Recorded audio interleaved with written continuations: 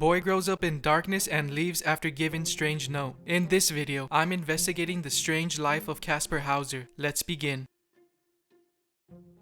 The story takes place in Nuremberg, Germany, 1828. 16-year-old Kaspar Hauser makes his first appearance on the streets of Nuremberg. He carried a letter addressed to German commander Captain von Wessenig. It said, "The boy was given into my custody as an infant on the 7th of October, 1812. I instructed him in reading, writing, and Christian religion, but never let him take a single step out of the house. The boy would now like to be a cavalryman, as his father was." The letter would then invite the captain to either take Kaspar in or hang him. That's wild. Kaspar would wander Nuremberg aimlessly until he came across a shoemaker called Weichmann. Weichmann took Kaspar to the home of Captain Wessenig, where he would only repeat the words, "I want to be a cavalryman as my father was," and "horse, horse." Any questioning would lead to Kaspar either crying or stubbornly responding with a "don't know." Kaspar would be taken to a local police station where he would write down his name repeatedly. He showed the police that he was familiar with money, can read a little, and could say some prayers. But after the officers asked Kaspar a couple questions, it was clear that his language skills were that of a savage. Since there was no concrete proof of where Kaspar came from, he was imprisoned under the condition of vagabond, a condition of homelessness without employment. What's crazy is that upon examination, the police found that Kaspar's feet were tender, as if he'd hardly walk on them. The structure of his knees were also abnormal, as if he had spent most of his life sedentary. When he was offered food, he could only eat bread and water, or else he would vomit. There's no way my guy could live off of bread and water only. The bread and water diet sounds like something from The Biggest Loser. For the next couple months, the police housed Kaspar, during which more of Kaspar's backstory started becoming clear as his language skills began to improve. Kaspar claimed to have grown up in a small dark room where hardly any light passed through. He also claimed that he was only given bread and water for food by an unknown man. He said that sometimes the water would taste bitter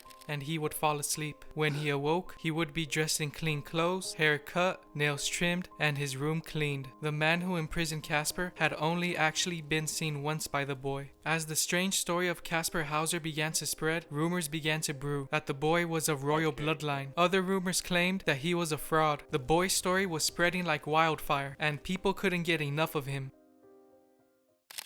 Fast forward to October 1829. A hooded man in all black entered the home of someone Kaspar was staying with at the time and slashed the boy's forehead. According to Kaspar, he was attacked while sitting on the toilet and threatened to leave the city or else die. Reports of the alleged attack were contradictory since no evidence of a break-in was found at the scene. The toilet ambush was perfectly timed on my guy. As a result of the attack, Kaspar was transferred to the care of Johann Biberbach.